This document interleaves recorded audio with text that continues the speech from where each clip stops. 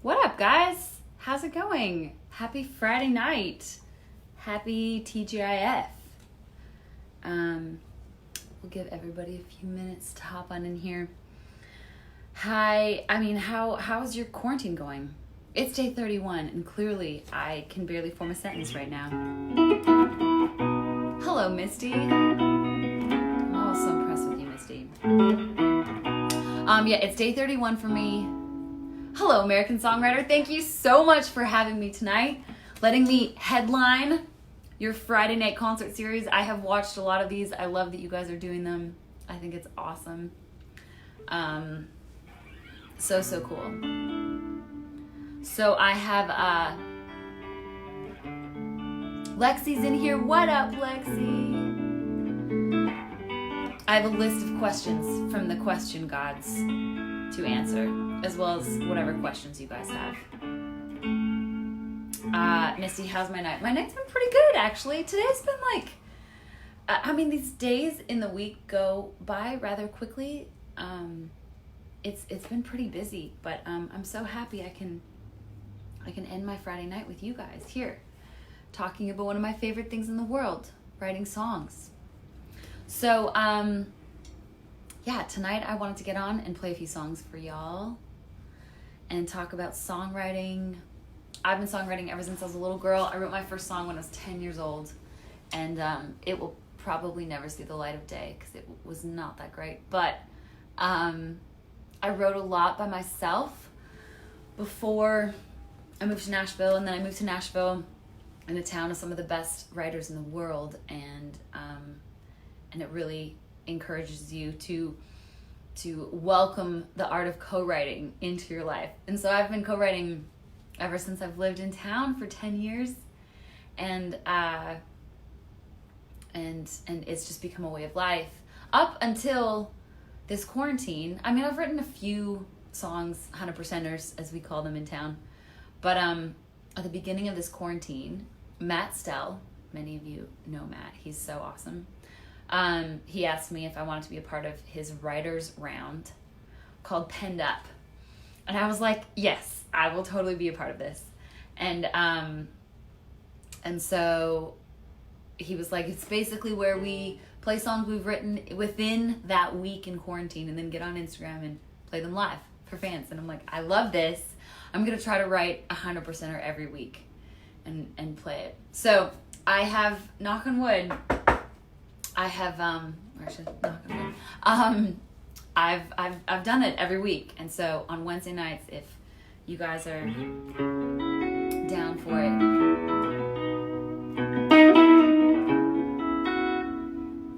come join us. And you can hear my 100% wherever my mind goes. All right, from the question gods. Why do you think it's important to cut songs from the other songwriters in town? This is a very tough thing for me. Cutting outside songs is something that as a writer, it holds just this weird place in my heart because, like I said, in Nashville, we have some of the best songwriters in the world in this town. And yet at the same time, it's really hard for me to not cut a song or cut a song that I didn't write. But I always have a rule of best song wins. And when you find a song as an artist that really fits what you want to say, and Keith Urban once told me this, and I love this, and I think about it so much. He's like, Lindsay, songs are like jackets. You put it on, you see if you can wear it, you see if you can dance in it, you see if you can feel good in it, and if you can, then that's a song that should be yours.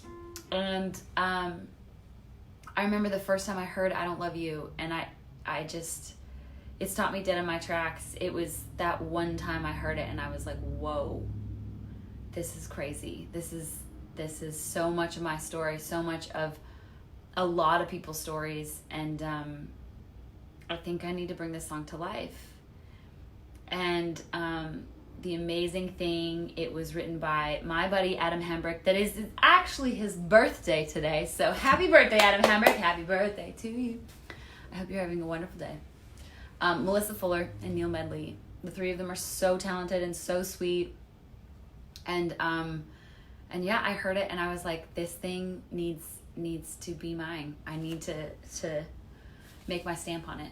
So yeah, as a songwriter, I sometimes do hesitate to cut outside songs, not because the songs aren't great, but just because so much about being a songwriter is about being able to talk about your message and say things the way you want to say them. But like I said, you find those songs that are gems, and I mean, we know so many careers that have been made on outside songs, you know, of great songwriters who cut great songs as well. I mean, I don't think there's a rule of you have to do it this way, you have to do it that way. I think it's about just figuring out what works for you. And best song wins, always. Best song wins. I'm trying to read your comments as I'm answering all these questions. But yes, what songs do you guys want to hear? I do have a little bit of a set list, but I'm open to deviate from this set list. What is Living Well with Elle? Yes, I love this question.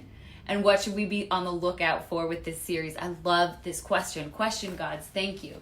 Living Well with Elle is my Instagram talk show that I started this week. Actually, it was the first episode this week.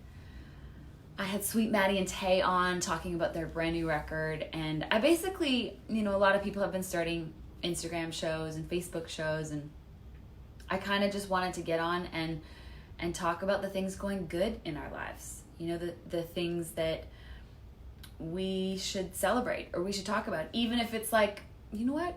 I slept in this morning. That's a great thing. Or I got to cook dinner with my family. That's a great thing. And it doesn't need to be a big task. As well as I have Wellisms of the week where we talk about just some good news that I found or any of you have passed on to me. And so yeah, that's what Living Well is about. It's just about positivity. I will have guests every week of so many different kinds of backgrounds. I mean, obviously I'm starting with some of my dear friends in this industry and anybody who I want to try to lift up as much as I can. And but we're gonna do it all. I mean, cooking, working out, yoga, who knows what. So you guys let me know what you want me to cover. But Living Well with Elle will be Tuesdays at 7 p.m. Central on Instagram. So tune in for that. Well, I guess we should get to some music. I'm totally willing to play whatever, but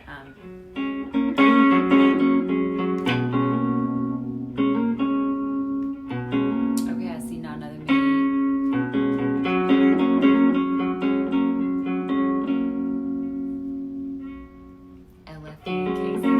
Okay, some of you may know this song. If you don't, this is my new single. It's called I Don't Love You.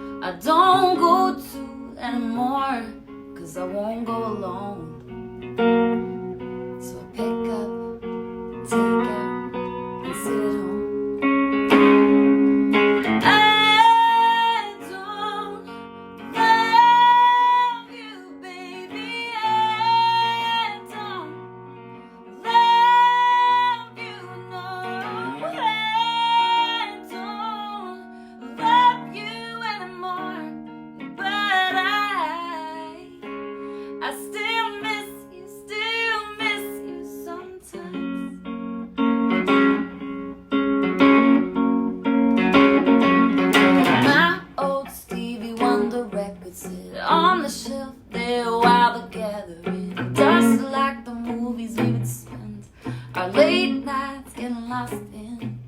And I got so much free time on my hands, 'cause I don't do the things we did, 'cause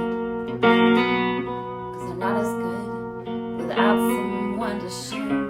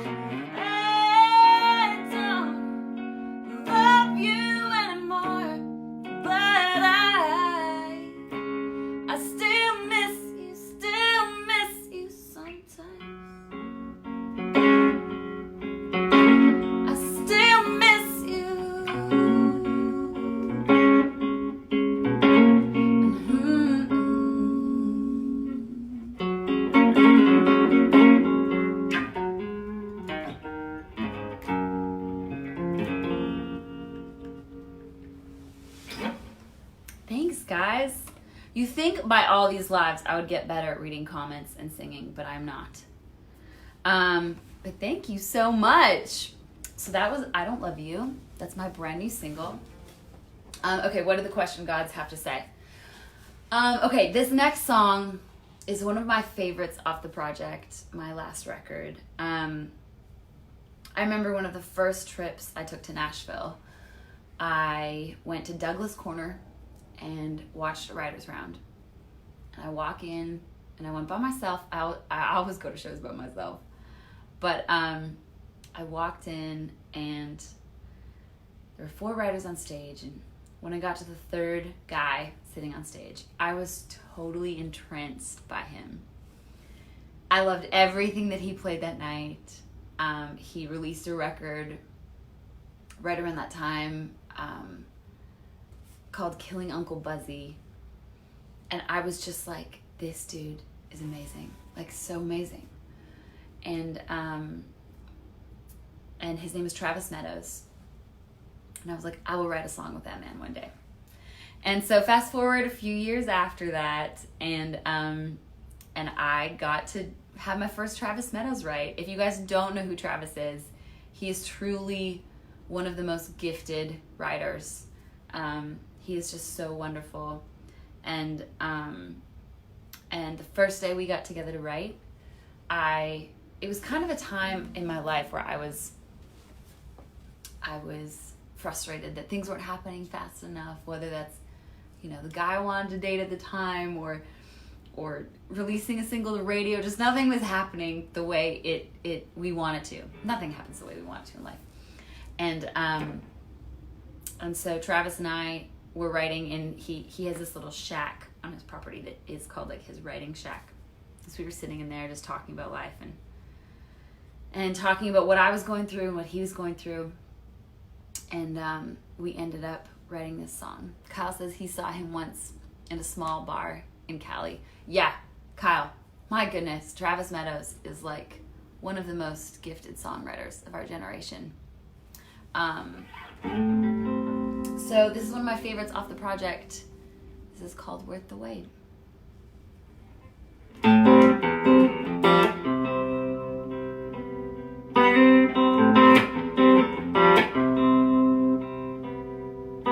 You keep saying that you ain't ready, so I keep hanging on. It's the same sad situation. I've been here and you've been gone.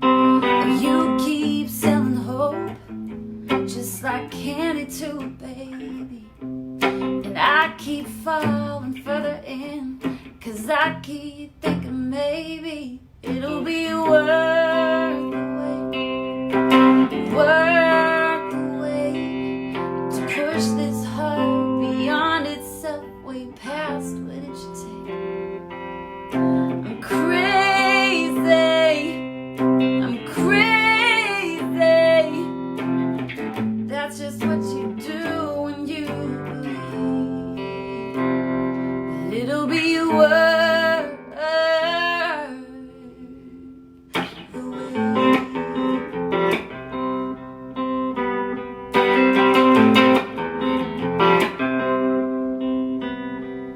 Can't you see just what you got? Guess that makes you crazy too. I wish that I could climb that wall and fall right into you.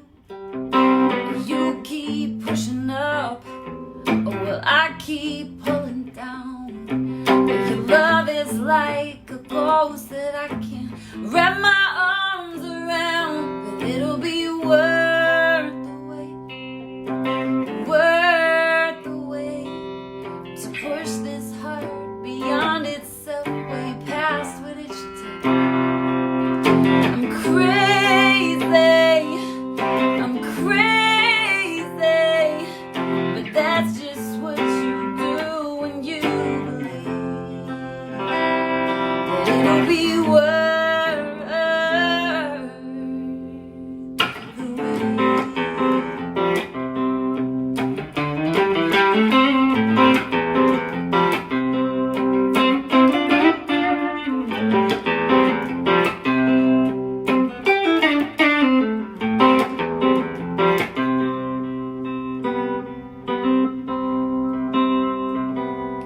It'll be worth the wait, worth the wait, to push this heart beyond itself, way past what it should take.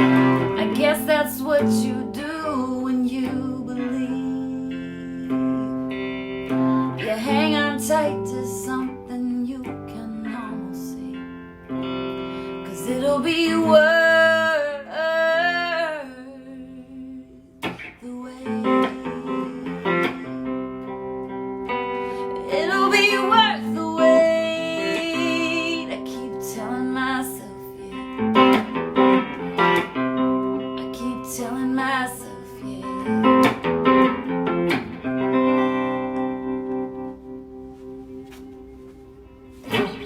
There's Worth the Wait.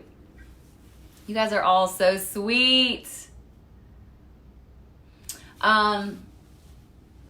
Okay, Worth the Wait. Oh, sorry, I didn't even look at all of the questions from the question gods.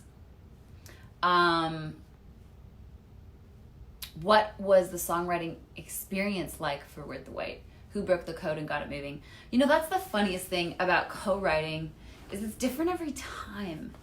I mean, I always kind of view it as you need to figure out what the room needs. You know, sometimes I am totally in melody land. Sometimes I'm in, let's play something on guitar and get this moving. Sometimes I am, this is what I'm feeling and I need to write a song about this and I don't know what the music should be. And it's different every single day. And part of the beauty about writing a lot and co-writing more is you can kind of walk into a room and figure that out. And the minute you figure that out with 2, 3, 4, however many people you're writing with, I think it's a way to break the ice faster and the way to get into a song. So breaking the code for Worth the Wait, you know, I remember coming into the room that day with the topic of like, I know when this is all through that it's going to be worth it. And it was probably Travis who broke the code. Let's be real. Travis is brilliant. And writing with Travis, he breaks codes every day. So I will give him full credit for that. I mean, it was so long ago I can't even remember, but I remember walking into his little writing shack, and I remember just feeling so heavy about everything going on in my life that day. And yeah, I mean, oftentimes, question God, how do you prepare for co-writes? That's a great question, gods. I prepare for co-writes kind of the same, at least I try. It depends what's going on in my life. If I'm really busy on the road and I'm coming off, being on the road for 2 weeks or something, I'm not always this prepared, but I usually like to come in with a couple of ideas. And when I say ideas, sometimes it's a title and a little melody thing. Sometimes it's a verse chorus. Before this quarantine, I was always so nervous about finishing songs by myself. And I really feel like on the other side of this quarantine, I'm going to be doing a lot more writing by myself, or at least like hashing out an idea to the point where it's like presentable. Like, here you are, co-writers, what do you think about this? Because sometimes I'm just like, you know what? I should write a song called, fill it in the blank here, and called Slipper. And I come into a write, and I'm like, let's write a song called Slipper. But now I just feel that I'm definitely gonna hash out every single idea before I walk in. Tim says, are all your songs inspired by your life? Not all the time, Tim, but I find I can write a lot more honest when I can really relate to something. And it's amazing how many topics that you can relate to, even if you haven't lived through an exact similar situation as something you're writing. You can often identify with the feeling of it. Maybe you felt it in a completely different way, but sometimes feeling that, guilt or regret or sadness or celebration or whatever, as long as I can identify with like a time in my life, I write so much more personal from that point. Okay, we're moving on to the next song. Question, gods. Your guitar playing skills shine through in the song Castle. When writing songs, are you already mapping out the guitar component, or are you just focused on basic chord progressions? Do you normally start with a riff or the lyrics? Okay, great question, gods. When I'm writing, I normally start with the guitar thing. How thought out that thing is normally not that thought out. Like, I'll walk into a write being like, I want to write a song that goes like this. Wait. It's like usually as simple as that, with some scantering of lyrics, maybe a title. And then after the fact usually is when I figure out guitar riffs. Sometimes I'll walk into a write that, is like, okay, here's a riff or whatever. But when I start with a guitar riff, I find the song becomes way more about the riff than the song. And that always worries me, because it should be way more about the song, and then you can put guitar riffs on anything. So I normally wait till after to add the guitar things on it. But that being said, I normally start with the music side of it in a write. So I'll have a title, and then I'll figure out a melody. And then from that melody, I'll build on lyrics last, usually. I'm trying to read some of your questions. Chris says he's been watching a lot of these lives. Thank you for watching, Chris. Do I get more nervous doing live streams or with an actual audience? I never mind you guys asking questions. I love questions. Live streams are so easy. They're amazing. It's like we can all sit in our sweatpants and play songs. The weirdest thing is after the song, it's silent. And so you're like, I hope y'all liked it. It's just so quiet, especially because I'm quarantining by myself, day 31. And yeah, so it's just kind of weird being quiet. But if I were to choose between the two, live audience, 100% all the time. And I cannot wait to get back out on the road. James says, hit up Guthrie Trap. Guthrie's a good friend of mine. Shout out Guthrie. I love him. Gary says, how was working with Christian Bush? Christian Bush is one of the most talented and creative humans on the planet. He is so wonderful and lovely and makes you smile. And making a record with him was just such a wonderful experience.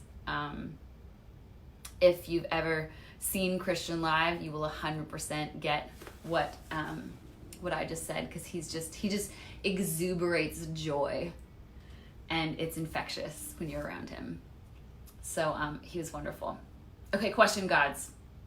You never seem to be too far away from a guitar. When did you first start playing, and how do you continue to improve your craft? I never am too far away from a guitar, usually. I have guitars in every single room of my house. I started playing when I was 8 years old, and now it's just sort of a part of what I do. I love writing on piano as well. I find I write completely different songs on piano. So sometimes when I'm feeling a certain way, I just love to sit down on a piano. I think of a piano far less theoretical than a guitar. When I sit down at a guitar, I'm thinking, okay, I can't go from the 4 to the flat 7 and then I'm thinking complete theory. And sometimes, or usually on a piano when I'm writing, I just think about a melody. And so that's so freeing to be able to not think about, well, I can't go 1, 5, 6 to a flat, whatever, because then you're just thinking about the song, and that's what we should all be thinking about as songwriters. So I love writing on piano to just get out of my head, because sometimes editing yourself too much or thinking too much about things is the kiss of death sometimes. Sometimes you just need to let it flow. Most times you just need to let it flow. Question, guys. How do you go about picking your gear, especially guitars? Do you have any favorites? Yes, I do. I paint guitars. So I painted this guitar for I Don't Love You. I think we just named him earlier today. I name all my guitars too.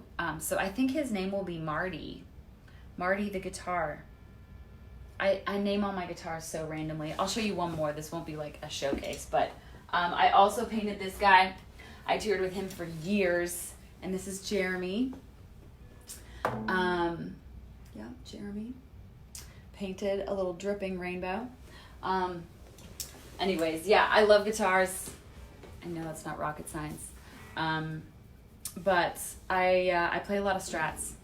So that's basically what I play. Wow, look at all your questions. Rick, saw you open for Keith Urban. Thank you so much. Great set. Rick, thank you for coming to that show. I loved that tour so much. He is just a one of a kind of a person. Him and Nicole have such a beautiful relationship. They're just amazing people. What was it like working with Brantley? Brantley became like another brother to me out on tour.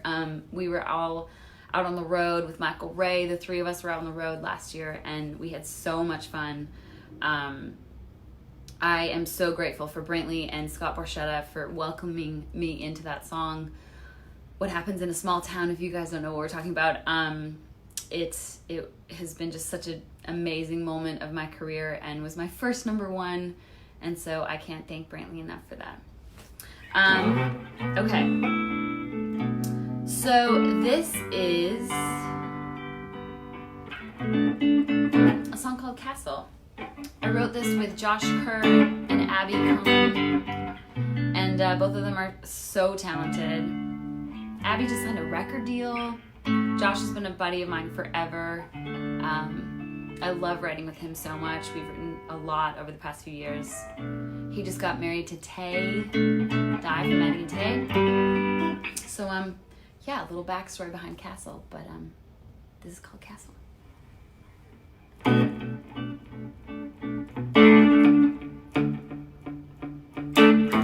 I guess I should say what this is about. Castle's about... I remember walking into the room this day and being like, guys, I don't think any level of success is ever enough. It's like, or any goal that we set out for ourselves, mind you, like, we're like, I want to buy a new car. and so you buy a new car. And then you're like, I want to buy a faster car. And so you get a faster car. And then you're like, I want to buy a red faster car. And then you get a red faster car. It's just like, there's always one up, you know? You get one number one on country radio, and then you got to find another number one. And then it's just, it's a never-ending thing. And I think all of us face it in our lives. And I guess it's just something that you got to get used to. And so I remember this moment writing this song, actually. We started writing parts of the verse, and I was like, even if you got a mansion, you'd still want a bigger house. And I remember when Josh said the line, and even if I had a house up on a hill, I bet I'd want a castle. And I'm just like, that is perfect! So he was the one who cracked the code that day. It's called Castle.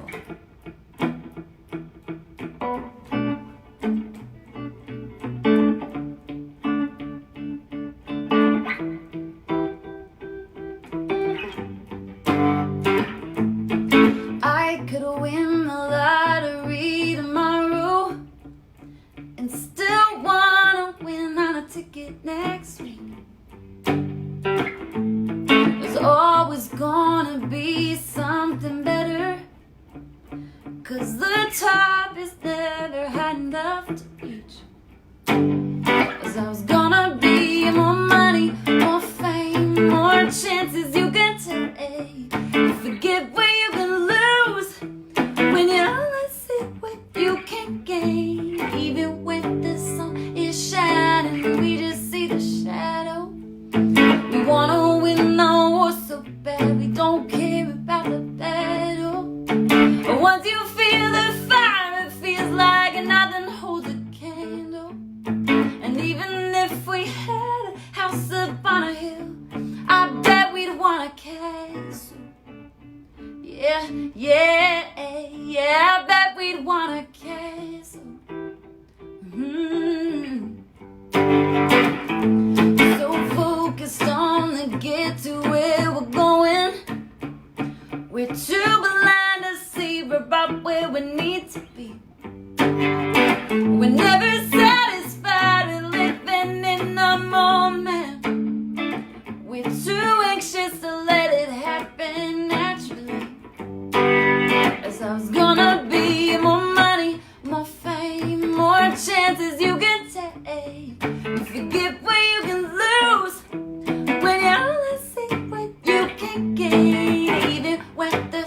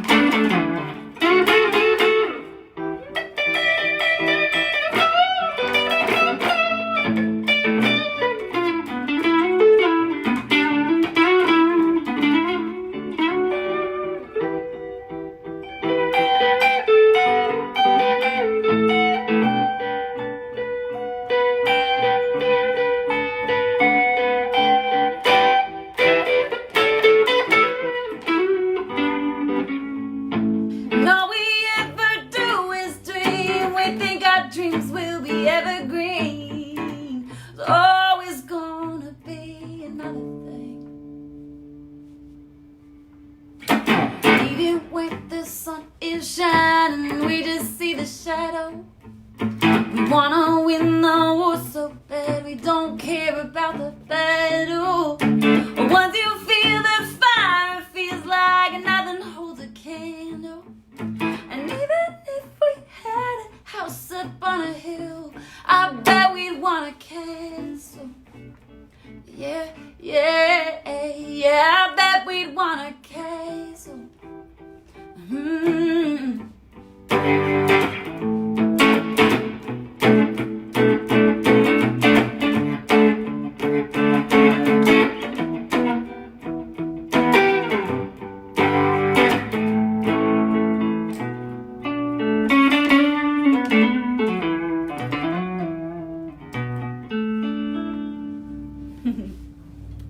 There's Castle.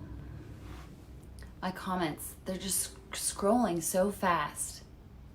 Hi everybody. Okay, comment gods. I saw a few people request this song. We may go rogue at the end of this set list. I submitted a set list, but hey, sometimes set lists need to be deviated from. I see a few people requesting songs. I'm willing to play whatever you guys want, actually. But question gods. So Criminal was sort of the song that changed a lot of things for me. We wrote the song 4 years before it got cut. And I remember it took 2 or 3 writes to finish Criminal. We had originally written the song, and the song title of Criminal was called, like, man, I could go back in my notes and see, but it was called, like, Walking in Boston or something. Like, it was so random. And don't ask me how we got to Criminal. We were writing a love song, and eventually we just we wrote the verses first of Criminal, and it just had all of that, like, really cool language in it that we were like, you know, I always struggle with writing love songs as a girl, because sometimes I find if I sing happy songs, like happy love songs as a girl, it sounds too, like, happy. And I know that's so weird because I'm such a positive person the way I live life normally, but, like, Keith Urban's a prime example. He can get up on stage and sing a happy love song, and it's sexy, and it's great for a guy to sing. I mean, Dustin Lynch can get up on stage, sing a happy love song. It's sexy, it's great for a guy to sing. Now, if a girl were to get up and sing some of those songs, it just wouldn't come across the same way. So I always struggle writing happy love songs because I find sometimes they're just a little bit too happy. And it's not the same as if a guy were to sing that same song. So when we were writing Criminal, I was like, I want to find a darker way to write a love song. It doesn't need to be sad, but I want to think about a darker way we could write something happy. And some of my favorite writers, I mean, it's like the darkest or weirdest or cleverest lyrics, but it's actually like a happy song, or it's a cool song. I love, like, switching it. Or when a song sounds really happy and you look at the lyric and it's so sad. It's so sad. Sometimes I call them sangers, sad bangers, like songs that, like, make you want to, like, headbang, and they're so sad, are sangers. All of my weird terms that I'm just bringing out. I don't think I've ever talked about this stuff. Anyways, so Criminal, I walked in wanting to write sort of like a deeper love song that was cooler than just like, I'm happy, I'm in love. So we finished the song. Then I knew walking out of the writing room that day, it was going to be a special song, but I didn't know how and I didn't know when. And 4 years later, I think we recorded this song 4 or 5 different times with different producers. And it just was always the song that like kept hanging on in there. And so I remember the day the label wanted to choose it as the next single, and I was just over the moon. I was over the moon happy. So it was so incredible to watch Criminal go up the charts, and you guys fall in love with it, and every time you request it, it means so much to me because I really worked hard for this one. Okay, question gods. What advice would you give to aspiring songwriters who are hoping to achieve success in music? I would say write as many songs as you can. I would say the way you get better about something is by doing it a lot. And at the same time, you know, I'm always a believer in quality over quantity, but writing songs is, you just have to write a lot of songs to be able to get to the point where you can be so honest with yourself that whatever you talk about, it flows. And I've found the only way that gets better is just by doing it over and over again. And you write a song and maybe you don't like the way you wrote about that topic, so you can write a song about the same topic but just in a different way, you know. That's also a cool experiment, is just to keep writing a song from different standpoints of the circle, you know, looking at a situation. So yeah, the best piece of advice I could give to aspiring songwriters is write as much as you can, and then go to writers rounds and watch writers do their thing, and listen to song demos, or follow songwriters on Facebook and Instagram and look at the songs they post. I just always feel that studying the greats will teach you so much. All right. Well, in that light, Chris says, is that John Lennon behind me? Yes, it is. John Lennon, Hendrix, a bunch of posters from shows I've played. It's just the random wall of posters. Okay, this is Criminal.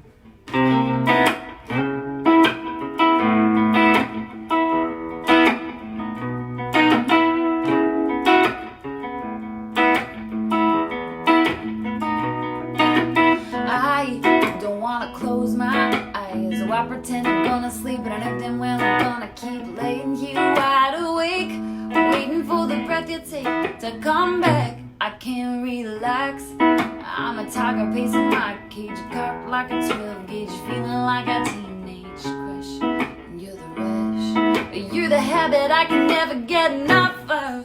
And boy, what you do to me is criminal, baby. When I look in those eyes, I feel like blowing through stoplights, looking at the cops like I got nothing to lose. Yeah, boy, got me burning like a matchstick. Take me to the edge and a one step past it.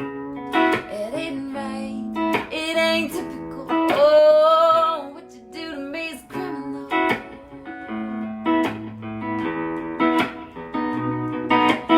I have the right to remain silent, but there ain't no way that I can, 'cause I am wired like a ticking time bomb.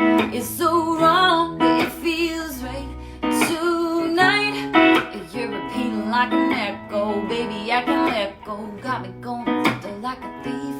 Yeah, I'd steal just to keep on feeling what I feel. But boy, what you do to me is criminal, baby. When I look in those eyes, I feel like going through stoplights, looking at the cops like I got nothing to lose. Yeah, boy, got me burning like a matchstick. Take me to the edge and I one step past it. It ain't right, it ain't typical. Oh, what you do to me is criminal.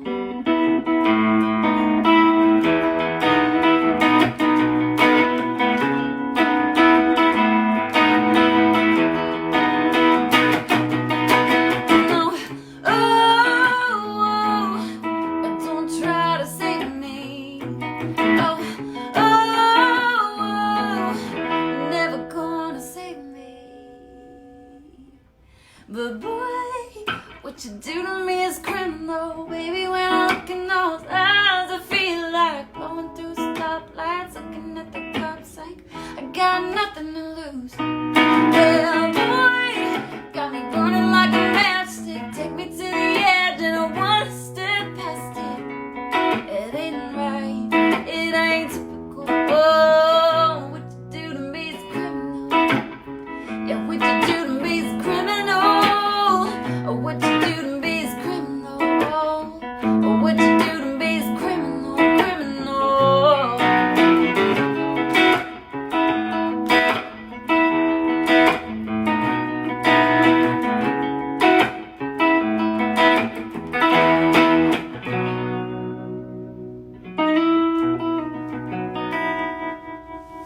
I'm trying not to get too Guitar World for you guys, because this is about songs.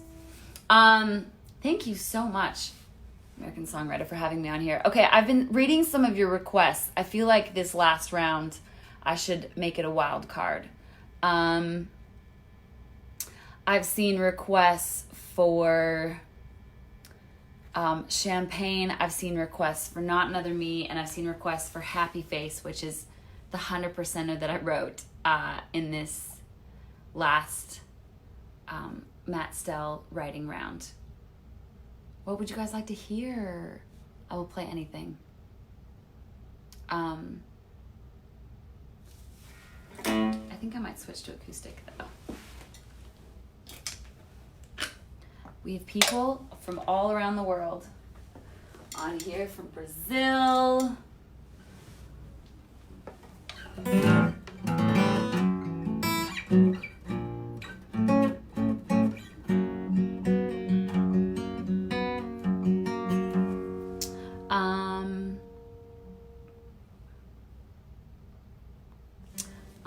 You guys are so sweet. Okay, let's try to plug my acoustic into my amp and see if that explodes.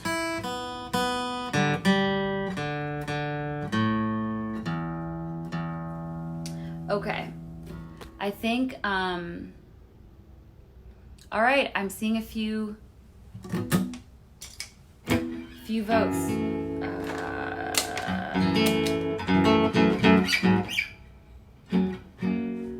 All right, Happy Face it is then.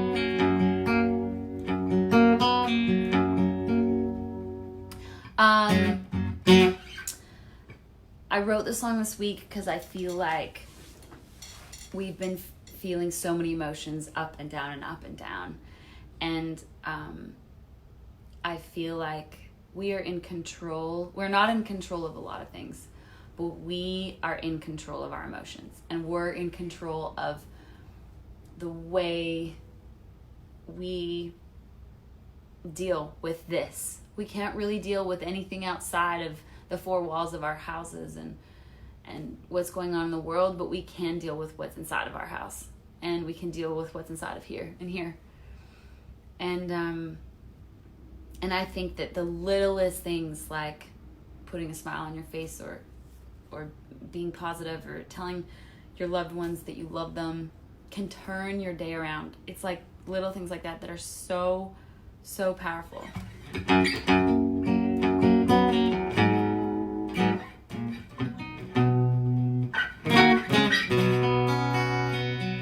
So I wrote the song, and it's called Happy Face.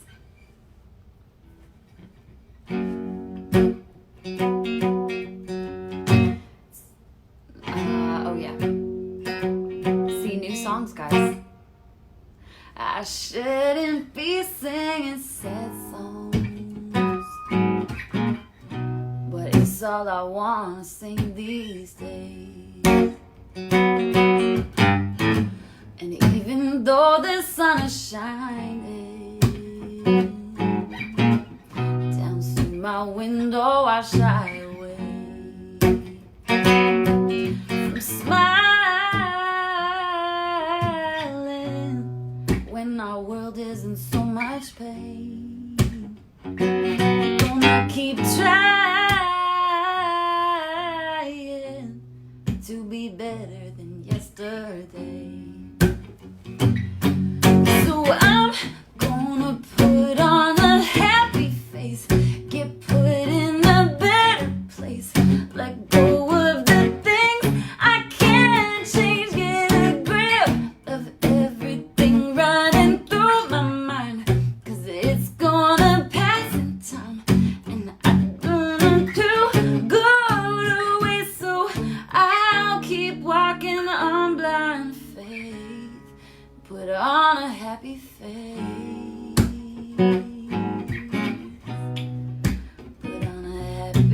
face. Starts with waking up on the right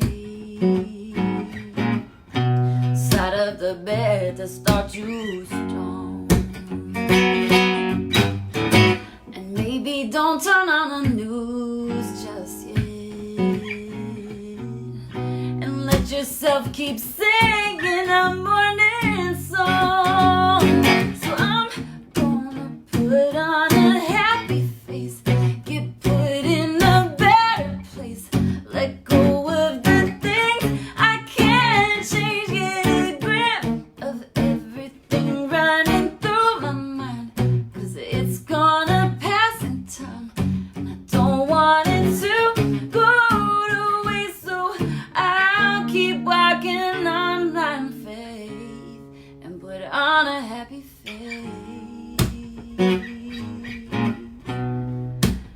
Yeah.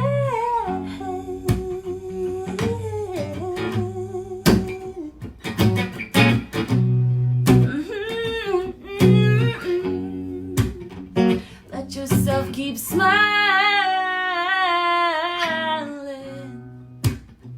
Just gotta keep trying.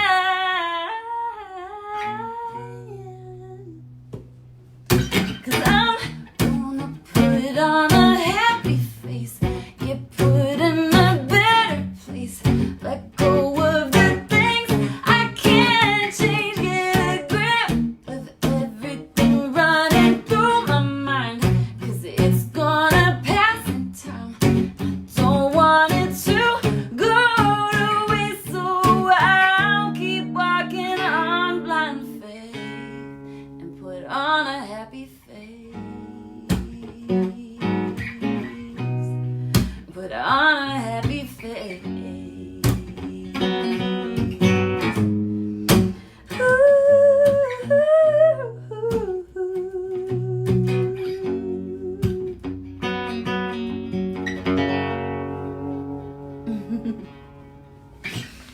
There we are, guys. That was 100% I wrote this week for our round. It's called Happy Face.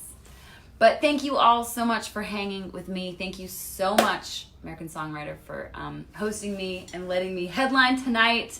Happy Friday, guys. I hope you have a wonderful weekend. I hope you're staying home and safe and healthy with your families. I just appreciate you so much. I will be doing my Insta Live show on Tuesdays at 7 p.m. Central. So come check that out. It's called Living Well. And yeah, I just love you guys all so much. Thank you so much for tuning in tonight, guys. Bye.